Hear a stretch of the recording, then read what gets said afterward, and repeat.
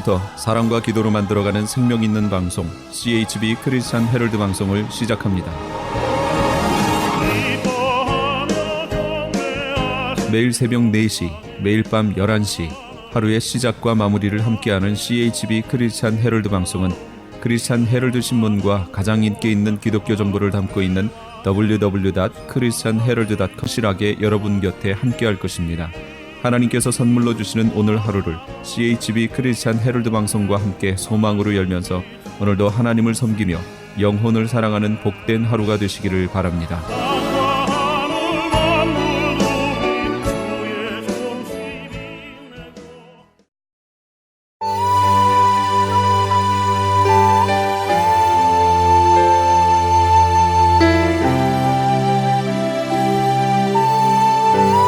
이 새벽을 주님과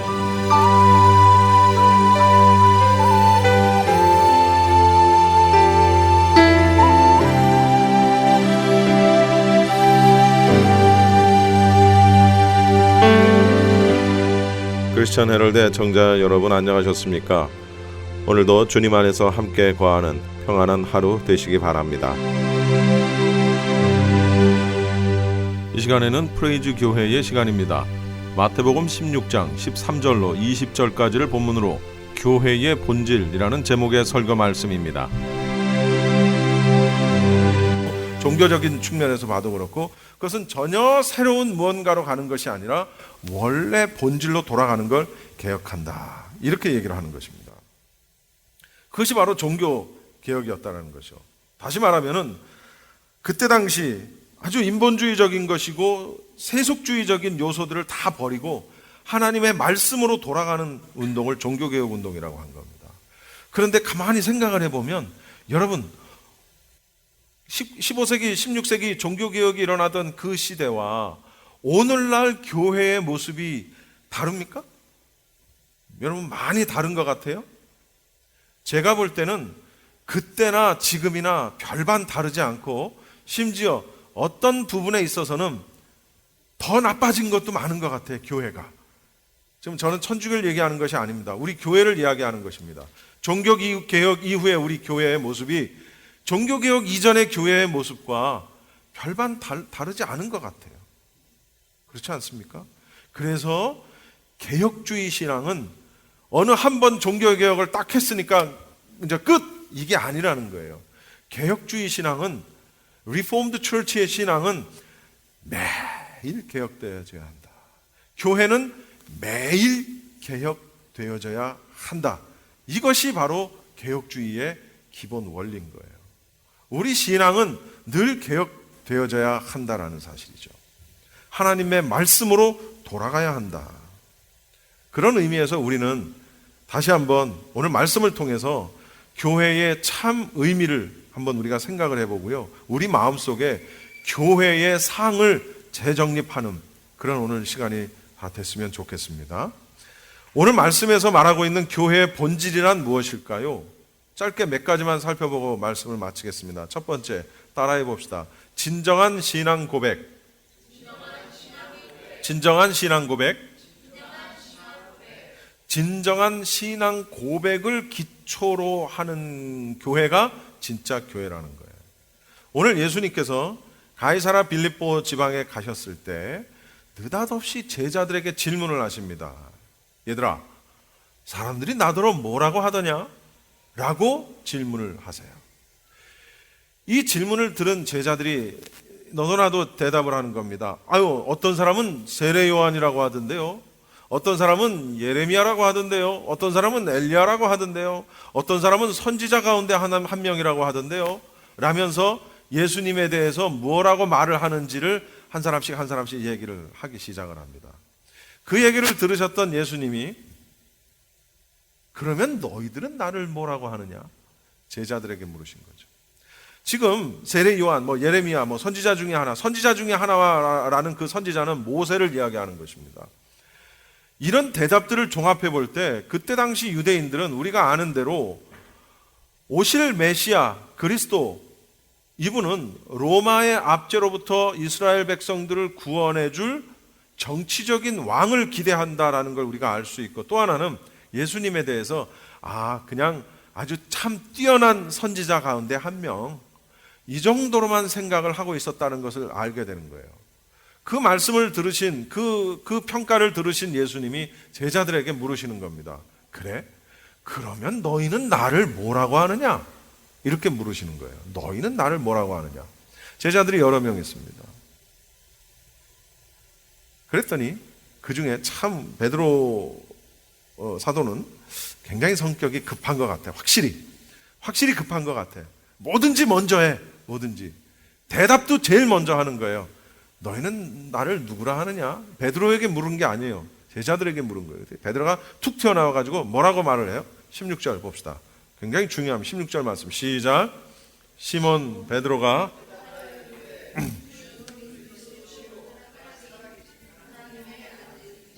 따라해 봅시다. 주는 그리스도시요 살아계신 하나님의 아들입니다. 자, 저를 보십시오. 예수님은 그리스도이십니다. 예수님은 하나님의 아들이십니다. 예수님은 나의 구세주이십니다. 믿으십니까? 믿으시는 분들만 아멘. 예수님을 나의 구주로 믿는 그 고백 위에 교회는 성립되는 것입니다. 진정한 신앙 고백 위에 교회가 기초한다는 사실이에요. 주는 그리스도이십니다. 여러분에게 한번 질문을 해볼까요? 여러분이 생각하는 신앙 고백은 무엇입니까? 우리 엘리자매는 혹시 신앙 고백하라 그러면 뭐라고 해보시겠어요? 뭐라고 하시겠어요? 짧게 이런 식으로 얘기한다면. 예수님은 나의 모든 것. 예수님은 나의 everything. 좋습니다. 또 다른 분. 시킬까봐 나 안 보고 있는 거 봐. 그러면 더 시켜. 제니 자매.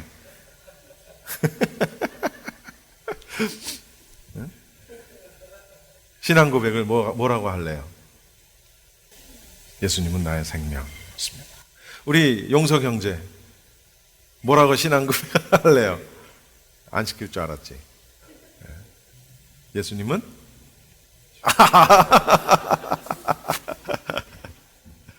그래요.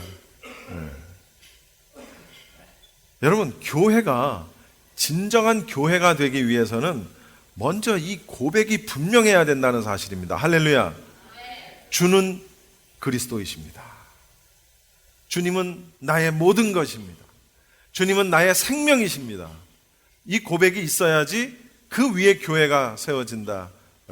하나님의 말씀을 알고 하나님의 은혜와 사랑을 알고 그 은혜에 감격해서 내가 응답하고 내가 목숨을 걸고 내 운명을 바치는 것, 그것이 바로 우리의 신앙 고백이 되어야 한다는 사실입니다. 충성을 맹세하는 거죠. 이 교회 위에, 이 고백 위에 교회가 세워지는 것, 이게 진짜 교회라는 얘기예요. 두 번째로 따라합시다. 하나님의 주권. 하나님의 주권으로 이루어진 교회라는 거예요. 여러분, 교회는 일부 몇몇 사람들의 뜻이 모여서 만들어진 그런 모임이 아니라는 거예요. 그건 무슨 얘기냐? 하나님의 주도적인 역사로 이루어진다는 거죠. 자, 보십시오. 베드로가, 예수님이 질문을 하셨을 때 베드로가 주는 그리스도시요 살아계신 하나님의 아들입니다라고 고백했을 때 예수님이 만약에 야, 베드로, 사실 그때는 이름이 베드로가 아니에요. 뭐였죠? 시몬, 게바, 시몬. 우리 흔히 영어로 사이먼 하는 게 그 시몬이잖아요. 야, 시몬, 너 참 대단하다. 야, 그래도 짧은 기간에 나 쫓아다니더니 그래도 많이 배웠네. 공부 많이 했구나. 아유, 훌륭해. 예수님이 이렇게 베드로를 칭찬하셨다면 이건 상황이 완전히 달라지는 게 되는 거예요. 그런데 베드로가 그 고백을 하고 나니까 예수님이 그 베드로의 고백을 들으시고 뭐라고 말씀하셨어요? 이를 내게 알게 한 이는, 네가 그렇게 고백한 것을 알게 한 이는 뭐가 아니요? 혈육이 아니요. 뭐예요? 하늘에 계신 내 아버지다. 혈육이 아니요라는 말은 사람이 가르쳐 준 게 아니라는 거예요. 베드로가 그 고백을 한 것은 네가 나를 잘 쫓아다니면서 잘 필기도 잘하고 쫓아다니면서 내 보필을 잘하더니 아이고 네가 이제 경지에 올라왔구나, 이게 아니라는 거예요. 내 노력으로 되는 게 아니라는 거예요. 여러분, 내 열심으로 되는 게 아니라는 거예요. 그러니까 사실 신앙의 본질은 사실은 내 열심과는 사실 무관합니다. 본질적인 측면에서는 그렇습니다. 그러나 이제 물론 그 이후에 나의 삶 속에서 이제 나의 어떤 헌신과 노력이 필요하죠. 오늘은 이제 거기는 언급을 내가 안 하겠습니다만은, 어쨌든 배우느라 수고했다 칭찬하지 않으셨다는 거예요. 네가 그걸 알게 한 것은 혈육, 사람이 아니고 하나님, 하늘에 계신 내 아버지시다. 무슨 얘기입니까? 하나님이 주도적으로 사역하신다는 얘기입니다. 하나님이 하신다는 거예요.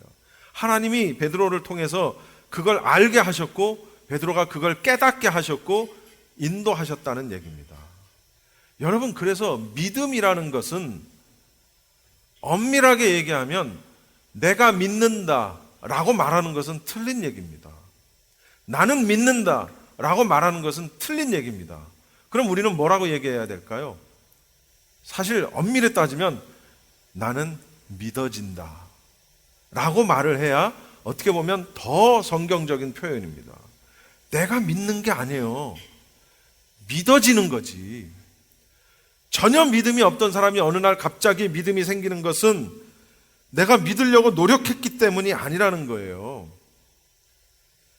그냥 어느 날 어떤 사실이, 성경에 있는 말씀에 나와 있는 어떤 사실이 그냥 내가 믿어지는 겁니다. 그래서 믿음과 긍정은 차원이 다른 얘기입니다. 이 세상의 여러 가지 철학이나 사상이나 가치 가운데에서 아주 사람들이 소중하게 여기는 철학과 사상이 있어요. 가치가 있어요. 그것은 뭐냐면 긍정적인 사고방식, 긍정적인 마인드, 긍정적인 마음. 여러분, 이게 나쁜 겁니까? 이건 나쁜 거 아니에요. 여러분, 부정적인 게 좋아요? 긍정적인 게 좋아요? 긍정적인 게 좋죠. 그러나 우리가 분명히 알아야 될 게 있어요. 믿음과 긍정은 다른 것입니다. 긍정은 내가 긍정하는 거예요. 그냥 내가 하는 거예요. 긍정적인 생각을 하는 거예요. 그런데 믿음은 내가 믿어야지 한다고 해서 믿어지는 게 아니라는 거죠. 이상하다. 논리적으로, 이성적으로, 합리적으로 봤을 때 도저히 있을 수 없고 가능하지 않은데 근데 믿어져. 이게 믿음이라는 거예요. 그래서 믿음은 뭐다? 아니, 믿음은 하나님이 우리에게 주시는 선물이다라는 거예요. 여러분, 선물은 줄 사람이 줘야 받는 거지 내 거야? 그리고 내가 이렇게 확 뺏으면 그게 선물이에요? 절도지, 절도. 그래서 믿음은 하나님의 선물이라는 거예요. 그 믿음이 있을 때 내가 긍정적인 생각을 하게 되지. 내가 믿음 가운데 거할 때 내가 어떤 상황이 굉장히 안 좋아, 누가 봐도 나쁜 상황인데도 불구하고 나에겐 믿음이 있고 소망이 있기 때문에 그것을 긍정적으로 바라볼 수 있는 자세가 생기는 거예요. 그러나 긍정적인 마인드를 가지고 긍정적인 생각을 한다고 해서 내가 믿음이 생기는 게 아니란 말이에요. 그런데 긍정적인 것들을 생각하게 하고 그걸 굉장히 최고의 가치로 여기게 해요. 내가 긍정적으로 생각하면 그렇게 다 된다고 얘기를 하고 가르치고 그런단 말이죠. 여러분, 긍정적으로 생각하고 내가 된다 해도 안 되는 거 많아요. 안 되는 게 더 많지. 그렇게 해서 내가 부자가 될 것이다 라고 생각해서 부자가 될 것 같으면 이 세상에 부자 안 될 사람이 어디 있어요? 여러분, 신앙 고백은, 믿음의 고백은 내가 하는 게 아니라 하나님이 주도하신다라는 사실을 우리가 믿으시기 바랍니다. 세 번째로 따라합시다. 그리스도의 교회. 18절 말씀 한번 봅시다. 읽어볼게요. 시작. 자, 여기서 보십시오. 내가 내 교회를 세우리니. 우리 초등학교 애들한테요, 교회 주인이 누구니? 라고 물어보면 열이면 열, 누구라고 대답할까요? 목사님이요. 교회 주인이 목사님이래. 맞습니까? 아니에요? 난 내가 주인인데. 목사님이요. 여러분, 교회 주인은, 따라합시다. 예수님. 교회 주인은 예수님이에요. 그러므로 어떤 교회든지 사람이, 그것이 목사가 됐든 장로가 됐든 사람이 교회 주인 노릇을 할 때 그 교회는 그 즉시 교회로서의 기능을, 모든 의미를 상실하게 된다는 사실을 여러분 아셔야 합니다. 교회 설립 유공자라는 건 없습니다. 개척 내가 세웠어, 없습니다. 교회는 누가 세워요? 하나님이 세우시는 거예요. 우리는 예수님을 뭐라고 이야기합니까? 교회의, 그렇죠. 교회의 머리가 된다. 그러면 성도들은 교회의 지체. 지체가 뭐예요? 손, 발, 눈, 여러분, 교회의 머리는 예수님이시고 우리 성도들은 지체입니다. 여러분, 우리가 팔다리 몸을 다 갖고 있습니다. 이 팔다리 몸은 무엇에 의해서 조종되어집니까? 머리에 의해서 조종되어진다는 사실이에요. 그런데 교회가 예수님이 말씀하시는 대로, 머리가 시키는 대로 하지 않고 오른팔 들어라 했는데 왼팔 들어, 오른다리 들어라 했는데 왼다리 들어. 그러면 그걸 뭐라고 하는 거예요? 병들었다 그러는 거예요. 장애인 맞아요. 병들었다고 하는 거예요. 여러분, 저희 어머니가 여러분 아시다시피 왼쪽을 못 쓰십니다. 그러니까 항상 넘어지면 왼쪽으로 넘어져요. 그러니까 맨날 왼쪽 눈두덩이가 이렇게, 오늘 아침에도 넘어져가지고 갈비뼈가 아마 금 간 것 같아. 모르겠어. 하여튼 아주 맨날 오른쪽으로는 안 넘어져. 왼쪽으로만 넘어지는 거예요. 왜 그래요? 왼쪽을 못 쓰니까. 그래 제가 너무 속상해가지고, 왼쪽으로 이렇게 몸이 가면 왼쪽 다리를 이렇게 해. 그래야 안 넘어지지. 예? 몸이 이렇게 가는데 어이구 그러면서 넘어지신단 말이에요. 우리는 어떻게 해요? 몸이 이렇게 가면 이렇게 하면 되잖아. 몸이 이렇게 가면 짚으면 되잖아요. 그러면 안 다치잖아요. 근데 어머니는 어이구 그러면서 그냥 넘어지는 거예요. 머리가 시켜도 말을 안 들어. 내가 그거 몰라서 어머니한테 그러겠어요? 내가 속상하니까 내가 짜증을 내는 거지. 왼쪽 다리가 안 아니죠. 이렇게 넘어가면 왼쪽 다리를 들어서 이렇게 하시라니까. 그게 되면 안 아픈 거지. 그게 안 되니까 병인 거지. 예? 머리가 시키는 대로 수족이 움직여주지를 않아요. 그러니까 넘어지고 깨지고 다치고 피나고 그냥 팔 부러지고 다리 부러지고 갈비뼈 금가고 머리 깨지고. 여러분, 우리 어머니 살아있는 게 기적입니다. 예? 중풍도 2번 맞고 심장수술 2번 하고 허리 압박골절에 고관절 골절에 팔 골절에 머리 깨져서 막 병원 응급실 실려가고. 여러분, 살아 계시는 게 기적이에요. 예? 왜요? 머리가 시키는데 말을 안 들어. 병든 거예요. 교회의 머리가 누구라고요? 예수님. 예수님이 말씀하시는 대로 수족이, 지체가 움직여주지 않으면 그 교회는 병든 거란 말이에요. 그러면 무엇만 있어? 맨날 싸움만 있고 분열만 있고 시기와 투쟁과 질투와 사랑은 없어. 그냥 다른 사람을 봐도 그냥 그 사람의 나쁜 점만 보여. 그걸 또 말로 해야 직성이 풀려. 여러분, 우리 교회를 떠난 사람들 중에 그런 이유로 인해서 떠난 사람들이 있다는 사실을 우리가 알아야 돼요. 외모 가지고 뭐라 그러고, 어떤 말 가지고 뭐라 그러고, 또 그걸 들은 사람은 또 그랬다고 또 뭐라 그러고, 막 이렇게 서로 싸우고 엉키고 이래가지고, 그래가지고 교회를 떠난 사람들이 있다니까? 한두 명이 아니에요. 그러면 안 돼. 교회는 여러분 오늘 그 주보 여러분 눈치채셨나 모르겠다. 이 앞에 보세요. 이 앞에 뭐라고 써 있어요? 시작. 교회의 본질 회복. 두 번째 시작. 사랑과 말씀과 사랑 충만. 여러분 말씀은 충만한데 사랑이 충만하지 않으면 아무 의미가 없는 거예요.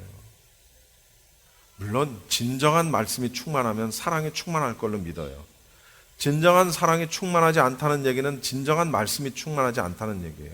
내 마음속에 어떠한 사람의 말과 행동이 사랑으로 다가와 주지 않는다는 얘기는 내가 은혜가 없구나 이렇게 봐도 틀린 얘기가 아니라는 사실을 우리가 알아야 합니다. 여러분, 교회는 예수님이 머리시고 우리가 지체입니다. 예수님이 하라면 하고 하지 말라면 하지 말고 가라면 가고 서라면 서고 그럴 때 우리 안에 분쟁이 없어요. 분열이 없고 시기가 없고 다툼이 없단 말입니다. 그것이 진정한 교회의 또한 모습이라는 걸 우리가 알아야 돼요. 마지막으로 따라합시다. 약속이 있는 교회. 무슨 약속? 19절 시작. 거기까지. 교회는 천국 열쇠를 가졌습니다. 여러분, 어떤 교회는 베드로 개인에게 주어진 걸로 알고 베드로를 예수님과 동급으로 만들어 버렸어요. 그게 아니에요. 교회가 천국 열쇠를 가진 거예요. 교회가 베드로의 그 고백 위에 뭘 해요? 베드로의 고백 위에 교회를 세우는 거예요. 그 베드로가 시몬, 게바, 그의 이름을 베드로가 무슨 뜻입니까? 게바. 시몬은 히브리식 이름이고 게바는 아람어식 이름이고 베드로는 헬라식 이름입니다. 게바에서 베드로로 발음이 바뀐 거예요. 게바는 반석이라는 뜻을 갖고 있습니다. 반석이 뭡니까? 바위를 이야기하는 것입니다. 큰 평평한 바위, 요만한 돌멩이가 아니라 바위. 여러분, 바위 위에다가 무엇을 탁 지어놓으면 무너져요? 안 무너져요. 모래 위에, 흙 위에 지은 집보다 반석 위에 세운 집은 그 기초가 튼튼하기 때문에 무너지지 않는 거예요. 그래서 베드로의 고백, 그 주는 그리스도시요 살아계신 하나님의 아들입니다라는 고백의 반석 위에다가 내 교회를 세우겠다. 그리고 그 교회에 천국 열쇠를 주겠다. 교회의 권위를 허락하신 거예요. 교회가 갖는 권위. 무슨 얘기냐? 여러분, 내가 개인이 성경 보고 찬송하고 기도하고 말씀 보고 할 수 있어요. 못할 거 뭐 있어요? 에이, 저놈은 교회 마음에 안 들어. 저놈은 목사 마음에 안 들어. 어느 교회를 가도 목사가 다 마음에 안 들어. 교회가 마음에 안 들어. 나 혼자 예배할래. 할 수 있어요. 못할 게 뭐 있어. 그런데 하나님이 그걸 허락하지 않으신다는 얘기예요. 물론 특수한 경우 있을 수 있겠지. 북한의 지하교회라든가 이런 어떤 일반적인 형태의 교회가 없는 곳이라든가 그런 데 있을 수 있겠지. 그런 경우에는 상황이 좀 다르겠지만 왜? 나 자체가 교회니까 그렇게 해도 되겠죠. 그러나 그렇지 특수한 경우가 아닌 경우에 하나님이 우리에게 교회를 주시고 교회를 세우시고 신앙 고백 위에 교회를 세우시고 그 교회에 천국 열쇠를 주셨다는 얘기입니다. 그럼 무슨 얘기냐? 교회를 통해서 구속하시겠다는 거예요. 하나님이 교회를 통한 구속 사역을 하시겠다는 거예요. 여러분, 교회가 봉사하는 데입니까? 교회가 구제하는 데예요? 교회의 본질은 그게 아니에요. 교회의 본질은 천국, 구속, 예배, 그것이 교회의 본질입니다. 그러나 이제 교회가 교회로서의 또한 다른 의미로서의 빛을 발하기 위해서 말씀대로 사는 삶을 행하기 위해서 교회가 혹은 개인이 구제도 하고 봉사도 하고 섬김도 하고 나눔도 하고 좋은 일도 하고 하는 거지, 그 좋은 일을 위해서 교회가 존재하는 게 아니라는 거예요. 그 차이를 여러분 아시겠습니까? 교회는 봉사기관이 아니고 구제기관이 아니고 굳이 따지자면 교회는 천국 가는 기관이야. 천국 기관. 그 차이를 우리가 알아야 돼요. 모든 축복과 모든 어떤 능력의 부으심과 성령의 역사하심을 교회를 통해서 주신단 말이에요. 천국 열쇠를 교회에 주신 거예요. 이 사실을 우리가 정확하게 알아야 돼요. 18절에 음부의 권세가 이기지 못하게 하시겠다라고 약속하십니다. 천국 열쇠를 주시고 음부의 권세가 이기지 못하게 하시겠다. 여러분, 이 음부의 권세가 이기지 못하게 하시겠다는 얘기는 무슨 얘기입니까? 그들이 이기지 못하게 하겠다는 얘기는 내가 이기겠다는 얘기죠. 그렇죠? 최후 승리. 우리 요한계시록에 나오지만 사망조차도 불못에 들어갑니다. 이해가 안 되지. 그 개념이 사망이 무슨 동물도 아니고 생물도 아니고 우리는 그 개념이 사람의 개념으로는 이게 안 돼. 그러나 하나님은 사망이라는 것조차도 불못에 던져버리겠다는 거예요. 그 얘기 무슨 얘기예요? 사망이 없다는 얘기지. 그 이후로는 영생, 음부의 권세가 이기지 못하겠다. 최후 승리, 종말론적인 최후 승리를 이야기하고 있다는 거예요. 하나님께서 이 권세를 약속을 해주신 거예요. 예수님이. 그 승리를 약속받은 교회가 진정한 교회다라는 사실을 우리가 알아야 돼요. 교회의 기원은 그리스도시요, 고백의 내용도 그리스도시요, 섬김의 대상도, 예배의 대상도 그리스도시요. 이게 교회의 본질이라는 거죠. 그리스도만이 영광을 받아야 한다. 종교개혁, 오직 하나님께만 영광. 이거예요, 이거. 그러니까 교회를 사랑하는 것이 예수님을 사랑하는 것이고, 반대로 얘기하면 교회를 핍박하는 것은 예수님을 핍박하는 거예요. 사도 바울이 교회를 핍박하러 다닐 때 다메섹 도상에서 예수님을 만나죠. 그때 예수님이 바울에게 뭐라고 말씀하세요? 사울아, 사울아, 네가 왜 예수 믿는 자들을 죽이러 다니느냐? 네가 왜 교회를 핍박하러 다니느냐? 이렇게 말씀하시지 않았어요. 뭐라고 말씀하셨어요? 사울아, 사울아, 네가 왜 나를 핍박하느냐? 바울이 언제 예수님을 핍박했어? 바울은 예수님을 핍박한 적이 없어요. 예수 믿는 사람들을 핍박했고 그들의 공동체인 교회를 핍박했지. 근데 예수님이 바울에게 뭐라고 말씀하셨다고? 네가 왜 나를 핍박하느냐? 라고 질문을 하신다고요. 교회와 예수님을 동급으로 놓은 거예요. 그렇잖아요. 성경에 교회를 예수님의 머리라고, 교회의 머리는 예수님이다 라고 말씀하셨잖아요. 여러분, 교회의 본질은 그리스도, 신앙 고백도 그리스도, 섬김의 대상과 예배의 대상도 그리스도, 예수님, 오직 예수, 오직 하나님께만 영광. 이것이 교회의 본질이라는 사실을 명확하게 알아야 합니다. 오늘 찬송, 우리 특송한 것 가운데에 어디 갔어? 진정한 예배가 있는 교회, 섬김이 있고 사랑이 있고, 이 모든 것들도 우리가 다 해야 돼요. 그러나 이 모든 것들이 이러한 고백 위에 세워진 교회가 아니라면, 그리스도가 머리가 되시는 교회가 아니라면 아무 의미가 없어. 이것이 오늘 교회의 본질이라는 사실을 우리가 알아야 됩니다. 할렐루야. 2016년에는 이런 교회가 됩시다. 우리 프레이즈 교회가 이런 교회가 됩시다. 좋은 프로그램을 가지고 사람들을 모으게 하고, 정말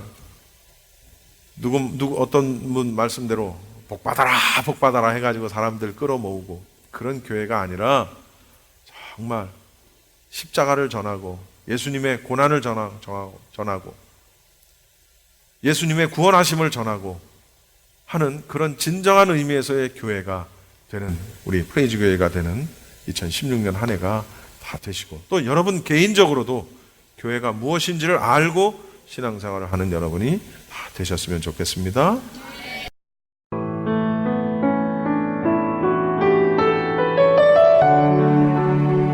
지금까지 프레이즈 교회의 시간이었습니다.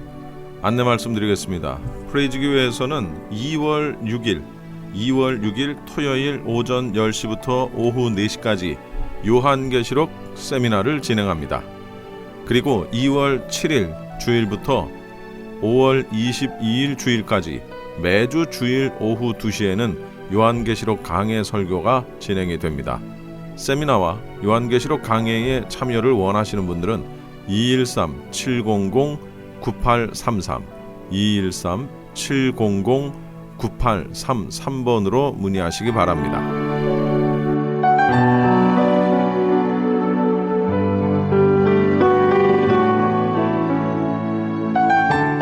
이어서 주님세운교회 박성규 목사님께서 시편 4편 1절로 8절까지를 본문으로 하나님을 가까이 하는 자라는 제목의 설교 말씀 해주시겠습니다.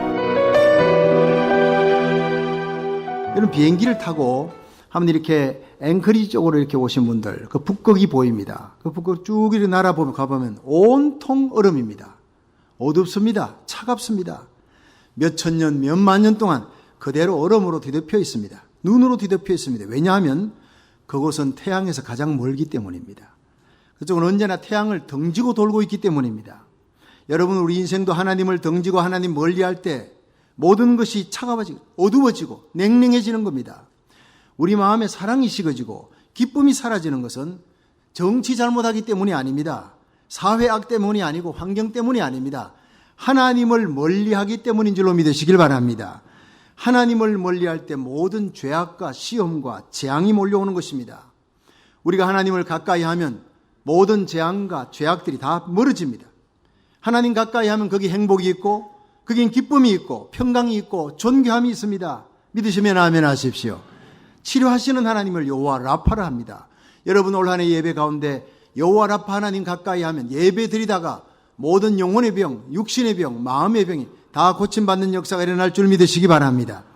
시편 73편 28절에 하나님을 가까이 함이 내게 복이라. 내가 주 여호와를 나의 피난처로 삼아 주의 모든 행사를 전파하리라 했습니다. 야고보 4장 8절에 보면 하나님을 가까이 하라. 그리하면 너희를 가까이 하리라 이렇게 했어요. 한번 따라 합시다. 하나님을 가까이 하라. 그리하면 너희를 가까이 하시리라.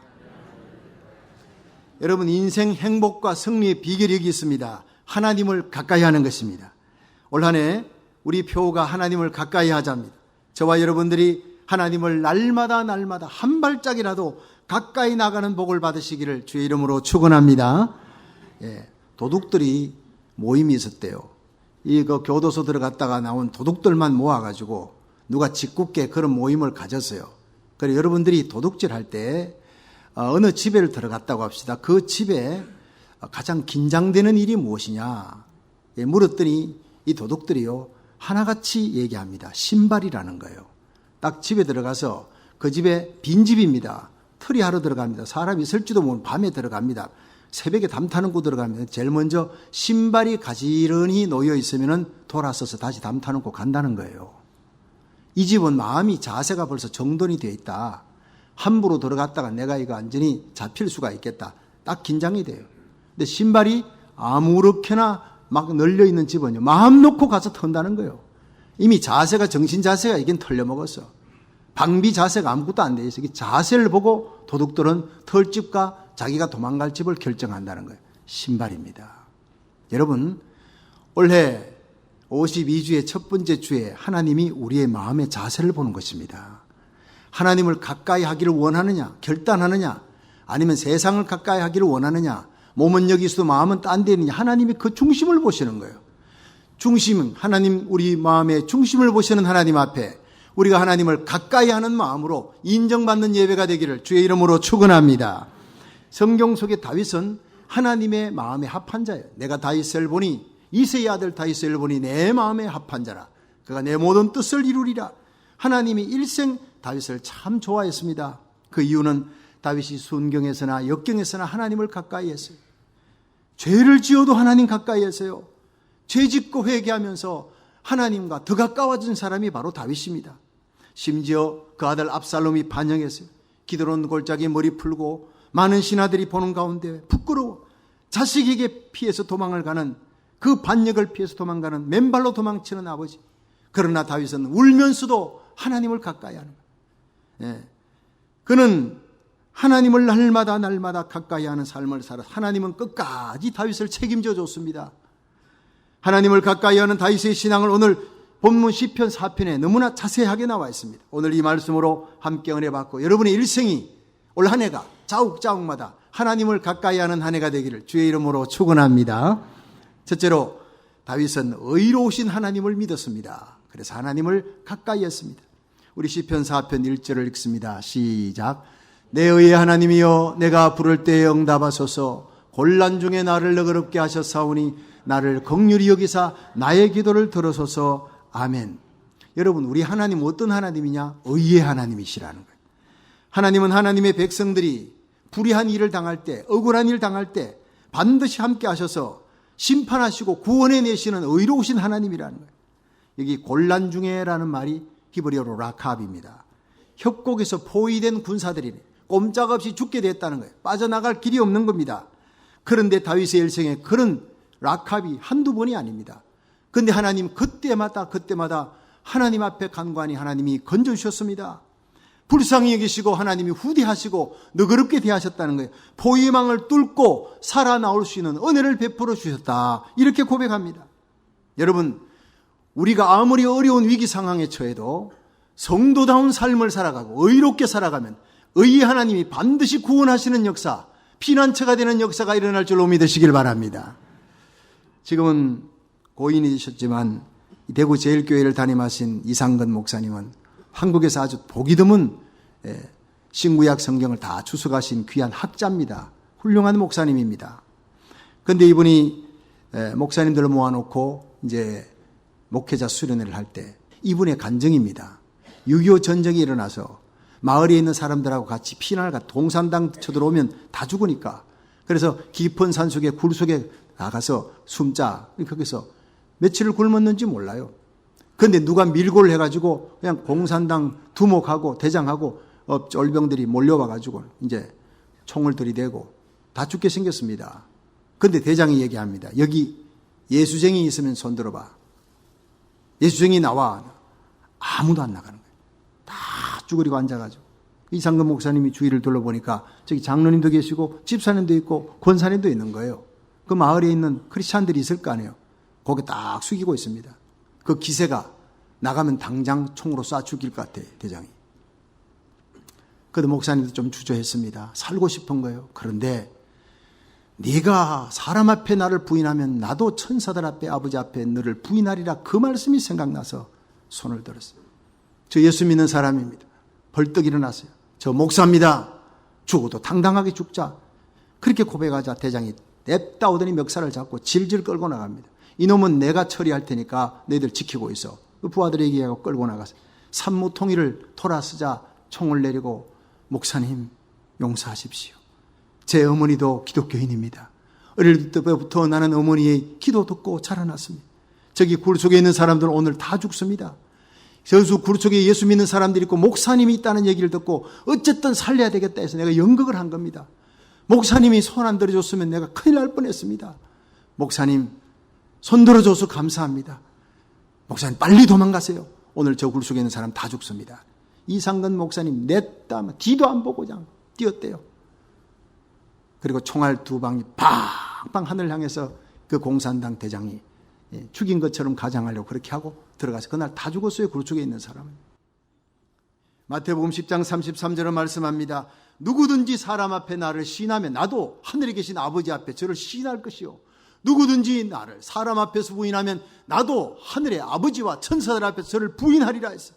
여러분, 우리들이 어떤 환경에서라도 어떤 위기 속에서라도 의로우신 하나님의 백성으로 신앙 고백적인 삶을 살아갈 수 있기를 축원합니다. 그는 반드시 살아계신 하나님께서 여러분과 함께 하시는 정거를 보여주실 줄 믿고 올 한 해 의로우신 하나님께 더욱 가까이 한 발짝 한 발짝 가까이 나가는 한 해가 되기를 주의 이름으로 축원합니다. 두 번째로 다윗은 자기에게 하나님의 영광이 있다는 사실을 알았습니다. 그래서 하나님께 가까이 나갑니다. 시편 4편 2절 3절 읽어봅니다. 시작. 인생들아 어느 때까지 나의 영광을 변하여 욕되게 하며 허사를 좋아하고 괴유를 구하겠는고. 여호와께서 자기를 위하여 경건한 자를 택하신 줄 너희가 알지어다. 내가 부를 때 여호와께서 들으시리로다. 아멘.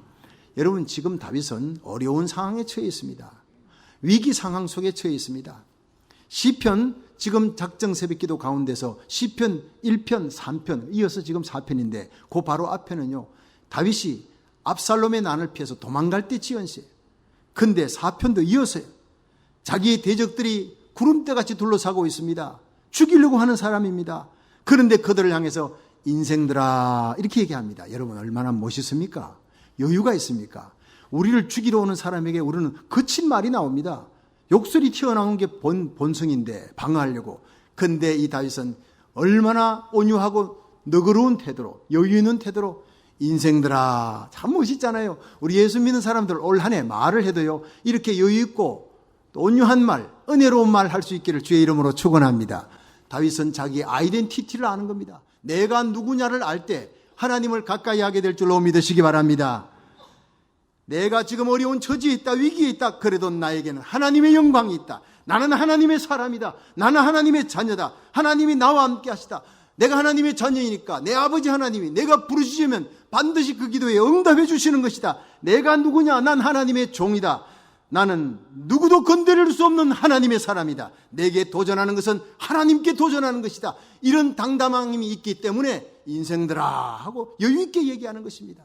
마지막 승리는 내게 주어진다는 것, 하나님이 내 필이라는 것을 믿는 자에게 일어난 당당한 신앙 고백, 저와 여러분이 이 고백을 하시기를 주의 이름으로 축원합니다. 로마서 8장 33절에 보면 누가 능히 하나님의 택하신 자를 송사하리요? 의롭다 하시는 하나님이시니 누가 정죄하리요? 죽으실 뿐 아니라 다시 살아나신 이는 그리스도 예수시니 하나님 우편에 계신 자요, 지금도 우리를 위해 간구하시는 자시니라. 그 주님의 간구가 오늘 새해 첫 주일 이 자리에 우리들이 모이게 했습니다. 하루하루의 삶을 주님의 눈물의 종복이도록 우리는 승리하며 살아가게 될 줄로 믿으시기 바랍니다. 내 마음에 성령님의 기도, 하나님 우편에 예수님의 기도, 온 세상이 나를 위해 아무도 기도하지 아니할지라도 단 두 분의 기도가 하나님의 긍휼과 도우심을 얻게 하실 줄로 믿으시길 바랍니다. 우리는 목자 되신 주님이 올 한 해도 날마다 순간마다 여러분의 자녀들, 우리 교회를 이끌어 주실 줄로 믿으시기 바랍니다. 부활의 주님께서 그 오른손으로 우리를 붙들고 있는 한, 우리 교회를 붙들고 있는 한, 저와 여러분을 붙들고 있는 한, 어떤 악한 자도 사단 마귀도 건드리지 못하도록, 머리털 하나 상치 못하도록 지켜주실 줄로 믿으시기 바랍니다. 세 번째, 다윗은 죄 짓는 것을 떨며 두려워했습니다. 그래서 하나님께 가까이 나가는 사람. 우리 시편 4편 4절 읽습니다. 시작. 너희는 떨며 범죄치 말지어다. 자리에 누워 심중에 말하고 잠잠할지어다. 아멘. 여러분, 하나님의 백성들이 하나님을 가까이 하려면요, 반드시 죄를 처리해야 합니다. 하나님은 죄 지은 자는 멀리할 수밖에 없고, 의로우신 하나님, 거룩하신 하나님이 가까이 하고 싶어도 할 수가 없어요. 하나님은 죄를 보면 공격하는 속성을 갖고 있습니다. 아무리 사랑스러운 하나님의 자녀라도 속에 죄가 있으면 하나님이 멀리할 수밖에 없는 거예요. 그래서 우리 성도들이 가장 무서워하며 가장 떨며 두려워해야 될 것이 바로 죄 짓는 일이에요. 하나님이 올 한 해 죄 짓지 않게 하소서. 죄를 짓는 적각 회개할 수 있는 은혜를 베풀어 주옵소서. 회개의 은혜가 가장 큰 은혜인 줄 믿으시기 바랍니다. 여러분, 올 한 해 살면서 안 넘어질 수 있습니까? 넘어질 수 있어요. 넘어지지만 9번 넘어져도 10번째 일어나요. 하나님을 향해 다시 달려가는, 여러분, 이 다윗은 죄를 지었어도 하나님 앞에 회개합니다. 우리 아내 밧세바를 범하고 그걸 은폐하려고 우리아를 죽이는 큰 죄를 지었어도 나단 선지 통해 책망을 받을 때 하나님이여 내게 멀리 서지 마옵소서, 그 눈물의 기도가 시작이에요. 하나님 멀리 할까 봐 벌벌 떠는 거예요. 나의 죄 때문에 하나님이 주시는 구원의 기쁨이 사라질까, 성령이 주시는 그 은혜가 사라질까 봐 벌벌 떨면서 내 죄를 토만해 달라고 죄 짓는 일을 한평생 벌벌 떨며 두려워한 사람이 바로 다윗이었습니다. 하루를 보내고 잠자리에 들면서 다윗은 죄를 회개합니다. 자리에 누워 심중에 말하고 잠잠할지어다. 잠자리에 누워서도 오늘 하루 일어난 일들 중에 내 생각과 말과 행위가 하나님을 아프게 한 거 없는가, 사람을 아프게 한 적 없는가 생각하고 반성하는 거예요. 주의 피로 씻어 정결케 하는 거예요. 회개하고 영혼을 정결케 한 후에 잠자리에 드는 백성, 이것이 바로 하나님을 가까이 하는 성도의 모습인 줄로 믿으시기 바랍니다. 뭔 큰 걸 하려 하지 말고 작은 것부터 회개를 미루지 마시고 적각 회개하는 삶, 큰 것부터가 아니라 작은 것부터, 내일부터가 아니라 오늘부터, 지금부터 날마다 하나님 앞에 회개하는 삶이 가까이 하는, 하나님 가까이 하는 삶이. 여기서 떨며라는 말이 히브리어로 라가즈라, 분노한다는 거예요. 떤다는 게 왜 분노입니까? 이것은요, 죄를 미워하는 거예요. 죄에 대한 분노. 이 죄 때문에 내가 하나님으로부터 멀어지고 하나님이 나에게 등을 돌린다. 이 죄에 대한 분노, 죄를 짓게 하는 사탄과 마귀에 대한 분노가 우리 성도들의 가슴에 있어야 하나님을 가까이 하는 한 해가 될 줄로 믿으시기 바랍니다. 엘리야는 하나님을 떠나고 바알신을 섬기는 이스라엘 바라보며 눈물 흘리는 것. 하나님이여, 저 백성이 어떻게 하나님께로 돌이키겠나이까? 마침내 열왕기상 18장에 갈멜산의 영적인 전투를 벌입니다. 하루 종일 바알에 외쳤던 그 바알 신상의 선지자 제사장들에게는 불씨도 안 떨어졌는데, 아브라함의 하나님, 이삭의 하나님, 야곱의 하나님이요, 내가 하나님의 종인 것과 하나님이 이스라엘의 참 하나님인 것을 이 백성들로 알게 하옵소서. 여호와여 응답하옵소서. 여러분, 그 기도는요 1분도 걸리지 않는 기도입니다. 그러나 그 기도에 하나님 응답하셔서 그 어두운 밤하늘에 시뻘건 성령의 불덩어리가 제단을 다 태우고 물을 다 핥아버려요. 돌을 다 태워버립니다. 그리고 난 다음에 하늘이 엘리야가 기송강가에 내려가서 450명의 바알 신상 섬기는 제사장들을 전부 목을 쳐서 다 죽입니다. 그 목을 칠 때 엘리야가 뭐라 그랬겠습니까?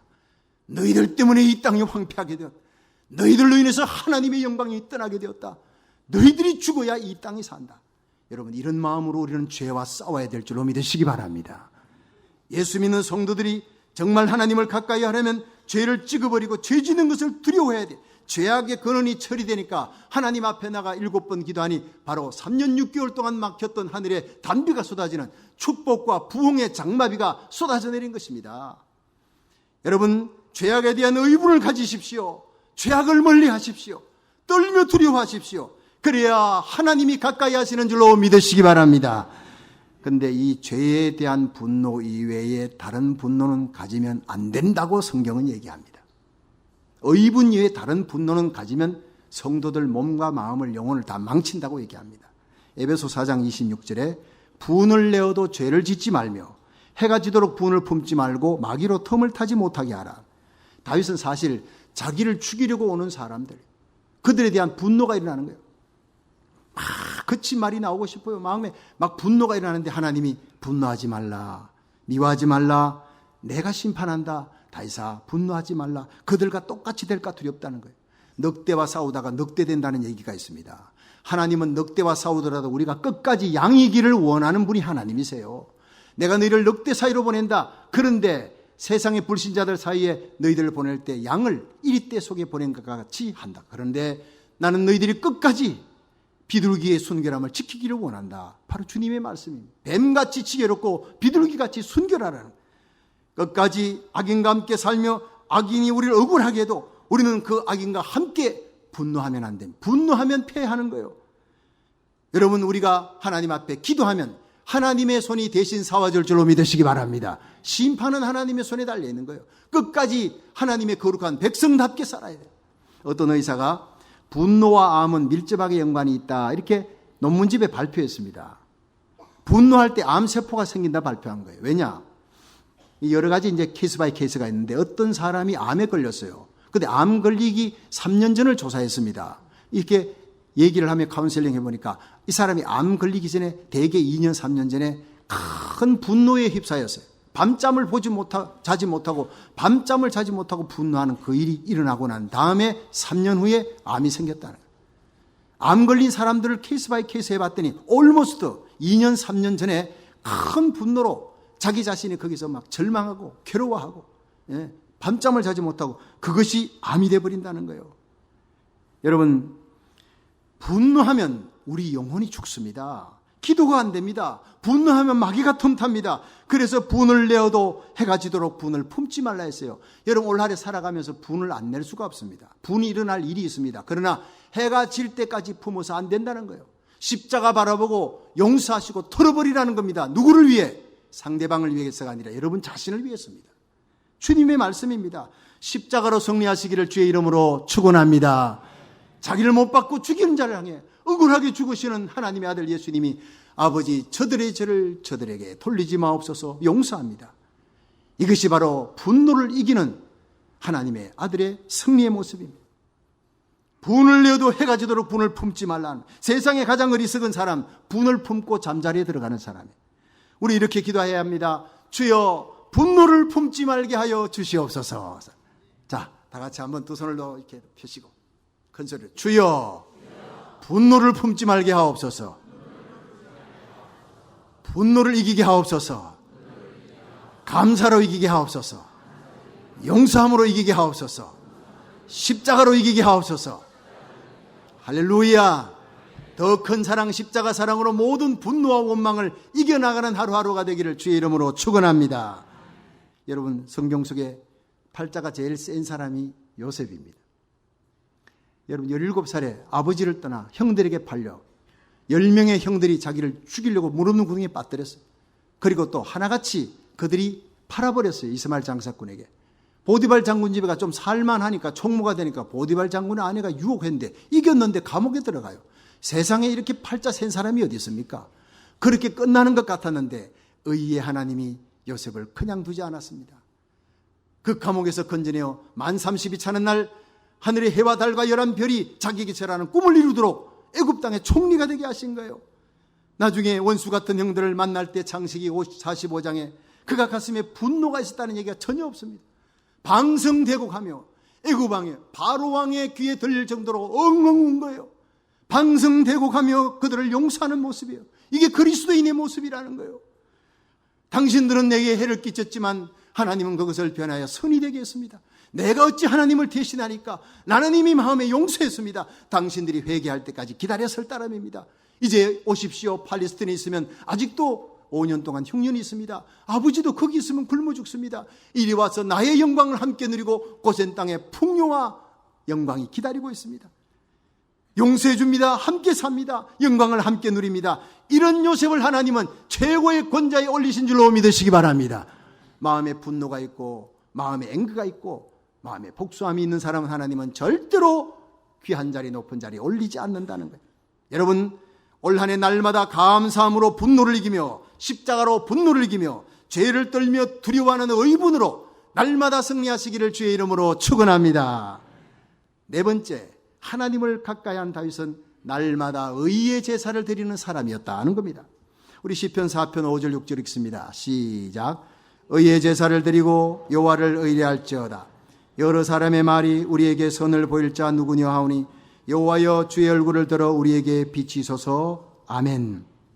자, 여러분, 의의 제사는요, 로마서 12장의 말씀처럼 이 세대를 본받지 아니하고 마음을 새롭게 함으로 변함을 받아 하나님의 선하시고 기뻐하시고 온전하신 뜻이 무엇인지 분별하고 그 뜻대로 살아가는 거예요. 하나님 말씀대로 살아가는 거예요. 이것이 바로 우리는 의의 제사, 살아있는 제물로 바치는 겁니다. 요셉이 보디발 장군의 아내의 청을 거절하면 주인의 명령입니다. 죽을 수 있다는 걸 압니다. 그러면서 거절했습니다. 이게 의의 제사입니다. 다니엘이 느부갓네살 왕의 명령 거절하고 왕이 주는 진미를 거절했다. 그는 왕을 무시했다는 죄로 죽습니다. 포로 아닙니까? 노예 아닙니까? 죽이는 거 아무것도 아닙니다. 그런데 그는 거절했습니다. 하나님을 믿기 때문에 말씀대로 살아가려고. 이것이 바로 의의 제사예요. 성도들 중에 불순종하는 사람들이 누굽니까? 너무 잔머리 굴리는 거예요. 상황 보고 환경 보고 눈치 보고 대세 따라 움직입니다. 계산합니다. 타협합니다. 하나님은 그런 사람을 밀어내버립니다. 그들을 향해 시편 4편 5절은 말합니다. 의의 제사를 드리고 여호와를 의뢰할지어다. 우리 한번 큰 소리로 따라합니다. 의의 제사를 드리고 여호와를 의뢰할지어다. 네. 다니엘은 하나님의 전을 향해 기도하며 사자굴에 들어갈 줄 뻔히 알면서도 기도했습니다. 사드락 메삭 아벳느고는 두라평원의 신상에 절하지 아니하면 풀무불에 들어갈 줄 뻔히 알면서도 절하지 아니했습니다. 이것이 바로 의의 제사를 드리고 여호와를 의뢰하는 성도의 모습입니다. 이런 삶이 바로 하나님을 가까이 하는 삶이, 의의 제사를 드리겠나이다는 이 말은 뒤집어 얘기하면 주여 내가 죽어도 내 목숨을 다하는 날까지 바른 길만 가겠나이다. 이런 고백입니다. 여러분, 세상이 점점 어두워집니다. 엄난해지고 패여가지는 이 세상 속에서 끝까지 바른 길을 걸어가며 끝까지 주의 뜻을 행하다가 주님 앞에 서시기를 주님 이름으로 축원합니다. 그러면 우리 주님께서 일어나십니다. 일어나셔서 주의 얼굴을 들어 우리에게 빛을 비춰주시는 거예요. 그래서 하나님은 일어나사 내게 그 얼굴빛을 비추는 순간 모든 상황이 다 역전되어지는 역사가 일어난다는 것이 오늘 말씀입니다. 요셉이 그랬고 사드락 메삭 아벳느고가 그랬고 다니엘이 그랬어요. 모르드게가 그랬어요. 엘리야가 그랬습니다. 주님이 일어나셔서 그 얼굴빛을 비추는 순간 우리의 모든 삶은 역전이 될 줄로 믿으시기 바랍니다. 승리와 영광의 날이 올 줄로 믿으시기 바랍니다. 여러분, 우리 주님이 일어나시는 순간 바람과 파도가 즉시 잔잔해져요. 주님이 말씀하시는 순간 이 미국 땅이, 이 땅이 회복되는 대역전의 부흥이 일어날 줄로 믿으시기 바랍니다. 마지막 5번째, 다윗은 하늘의 기쁨을 구하는 사람이에요. 시편 4편 7절에서 8절 읽습니다. 시작. 주께서 내 마음에 두신 기쁨은 저희의 곡식과 새 포도주에 풍성할 때보다 더하니이다. 내가 평안히 눕고 자기도 하리니 나를 안전히 거하게 하시는 이는 오직 여호와시니이다. 아멘. 자, 여러분, 이 다윗이 목동으로 있다가 이스라엘의 왕이 됐습니다. 왕은 모든 좋은 것을 다 소유할 수 있는 사람. 다윗의 때가 이스라엘 백성이 가장 지금도 그리워하는 가장 강력한 파워를 가진 때, 온갖 물질 부귀영화가 다윗의 손안에 다 있습니다. 사람들이 그 앞에 다 무릎을 꿇습니다. 그런데 다윗이 그 모든 물질 부귀영화보다도 더 귀한 것이 있다는 걸 발견한 겁니다. 그것은 바로 하나님이 주시는 기쁨이라는 겁니다. 그래서 예수님께서 요한복음 14장 27절에 평안을 너희에게 끼치노니 곧 나의 평안을 너희에게 주노라. 내가 너희에게 주는 것은 세상이 주는 것 같지 아니하니라. 주님 주시는 저와 여러분의 가슴에 예수 믿고 얻은 기쁨, 의의 길 갈 때 주시는 이 기쁨은 세상 온 천하를 줘도 바꿀 수 없는 기쁨인 줄로 믿으시기 바랍니다. 귀히 여기시기를 주의 이름으로 축원합니다. 다윗은 하나님이 주신 최고의 선물이 평안과 안전과 기쁨이라는 걸 알았어요. 그래서 대적들이 둘러 진치고 공격하려고 해도 다윗은 그날 밤 편안히 잠을 잤다는 거예요. 하나님이 내게 편안을 주셨어요. 잠을 주셨어요. 내가 잠을 잘 때에도 나의 안전은 하나님이 방패가 되어 피난처가 되어 지켜주시기 때문이라고 고백하고 있는 것입니다. 그렇습니다. 오직 여호와십니다.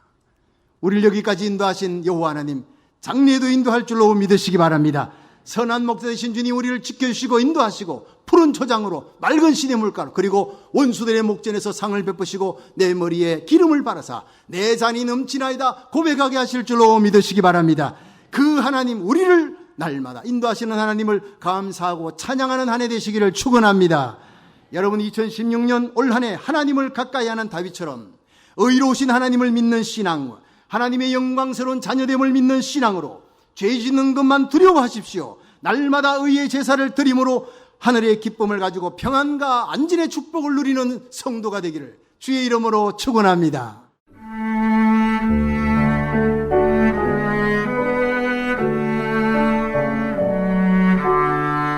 지금까지 주님세운교회 박성규 목사님의 설교 말씀을 들으셨습니다.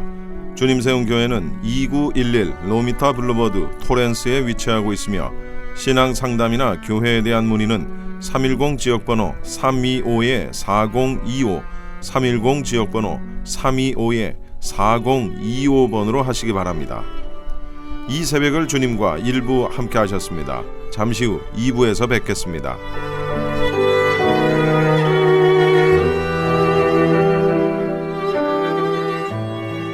M3를 아십니까? 무슨 병에 걸렸던지 큰 효과를 준다는 신비한 영양제.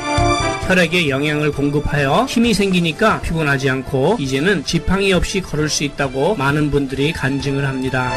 혈액 해독, 기력 회복, 뼈 골수 영양 공급, 심장, 뇌, 혈전 용해. 유태인 회사가 제조한 특수 영양제. M3. 혈액 순환을 잘 되게 하는 최고급 영양제. M3. 크던 작던 아픈 곳이 있다면 M3. 213-435-9600, 213-435-9600번입니다. 정직한 마음으로 권해드립니다.